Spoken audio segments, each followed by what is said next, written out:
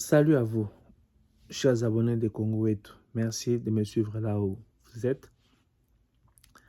Aujourd'hui, Fachi était à Kasumbalesa et il y avait un monde fou venu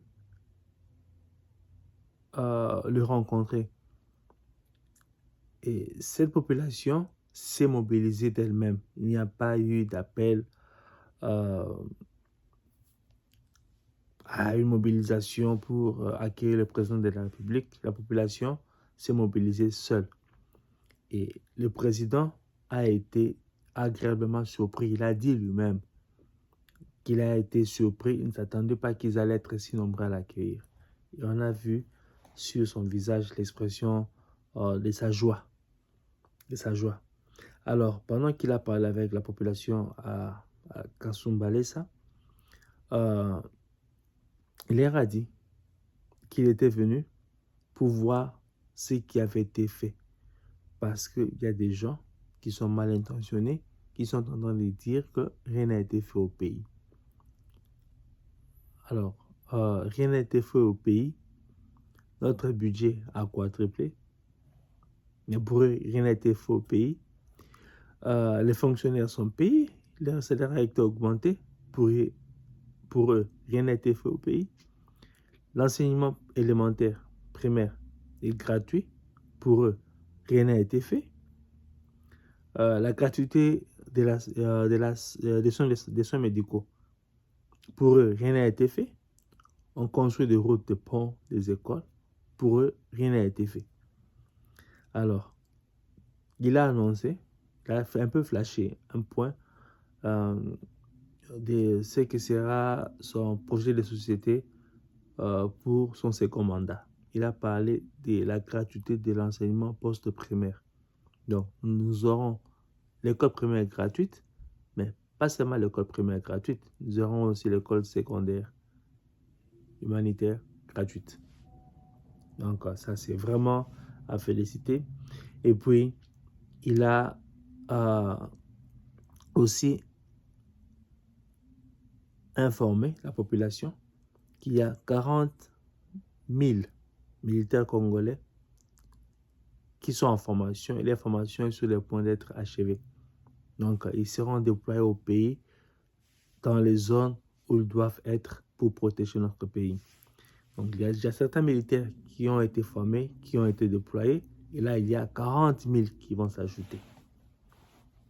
Avec tout le matériel militaire que le gouvernement a acheté, donc Fachi, qui avait promis de bâtir l'armée la plus grande d'Afrique, est exactement en train de le faire. Donc, nous attendons l'année prochaine voir quelle sera la position de notre armée sur le continent africain. Je pense que l'armée a gagné plusieurs places. Voilà. Et Fachi a demandé à la population d'être unie. Cessons de nous diviser sur base de nos croyances religieuses, sur base de nos appartenances ethniques, sur base de nos tendances politiques. Le Congo est un. Le Congo est notre papa.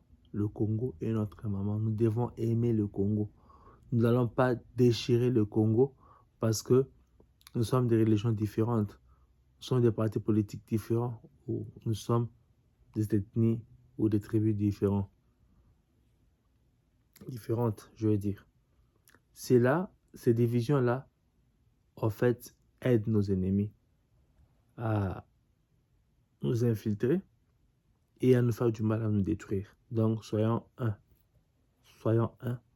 Aimons le Congo et bâtissons notre pays. Il a promis qu'il va revenir à Kasumbalesa pendant la campagne. Donc, la campagne, je pense qu'elle va commencer le 18 novembre. Donc, c'est le mois prochain. Et nous attendons. Nous allons parler de tout ce que Fachi a réalisé pour que vous puissiez lui accorder un second mandat. Fachi mérite notre confiance.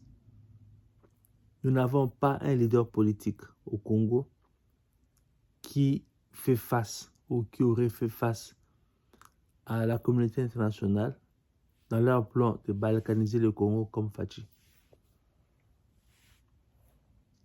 Nous avons eu des leaders politiques qui tout le temps allaient faire de Kubata Kagame. Des leaders politiques qui avaient peur de dénoncer l'agression du Rwanda. Et jusqu'aujourd'hui, certains ne le font pas. Fachi est en train de le faire. Et puisque Fachi le fait, beaucoup d'autres Congolais commencent à le faire plus haut, à haute voix, je veux dire. Et c'est là parce que le chef de l'État lui-même le fait. Et cela encourage les autres à le faire aussi. Donc, c'était un peu ça le message de Fachi. Donc, il y a beaucoup qui a été fait. Et il y aura encore beaucoup qui sera fait lors de son second mandat. Il y a aussi le dossier Katumbi. Katumbi a vu sa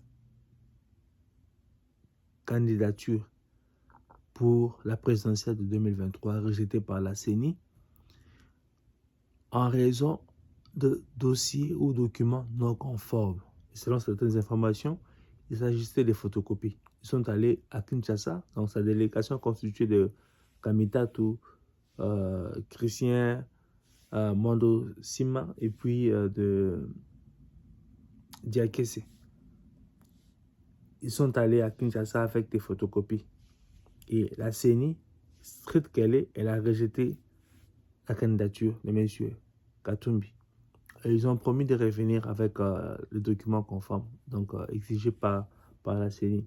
Cela nous donne une idée du manque de sérieux de Katumbi et de son équipe. Parce que des gens qui prennent à la légère une telle démarche, comment pourront-ils gérer sérieusement notre pays? Alors, s'ils présentent des photocopies, c'est que peut-être qu'il n'y a pas des originaux. Rappelons-nous qu'il y avait un audio attribué à M.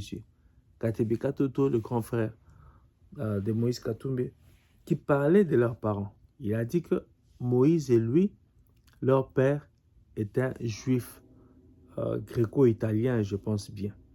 Et il a dit que sa mère, à lui, la mère de Katebeka Toto, est congolaise, mais la mère de Moïse est zambienne. Donc, si Moïse n'est pas né des parents congolais, il ne peut pas avoir un document qui prouve qu'il est congolais, à moins que ce soit une attestation d'acquisition de la nationalité congolaise. Cela a été fait quand? Et celui qui devient congolais par naturalisation, peut-il devenir président du Congo? Donc il y a ces problèmes-là qui se posent pour M. Katumbi. Donc si cela persiste, c'est-à-dire que tout le temps qu'il a passé à faire la politique au Congo, à espérer devenir un jour président du Congo, donc c'était du temps perdu. Et c'est vraiment bien que la CENI mette du sérieux dans ce qu'elle est en train de faire. Nous devenons un pays que l'on va prendre au sérieux ou que l'on prend déjà au sérieux. Vu ce que Fachi Beton est en train de faire, vu ce que le gouvernement semble en train de faire, vu ce que l'IGF est en train de faire, vu ce que la CENI est en train de faire, et vu ce que d'autres institutions, d'autres personnalités de notre pays sont aussi en train de faire. Donc, nous devenons un pays sérieux. Un pays sérieux. Donc, voilà ce dont je voulais parler aujourd'hui. Le président était à Kasumbalé, ça. Il a été reçu là-bas par une grande foule. Il a été lui-même surpris de voir tant du monde venu le rencontrer. Et la candidature de Katumbi a été rejetée par la CENI à cause des documents non conformes. Donc, c'est ce dont je voulais parler avec vous aujourd'hui. Donc, on se retrouve prochainement dans une autre émission. Donc, portez-vous bien et à la prochaine.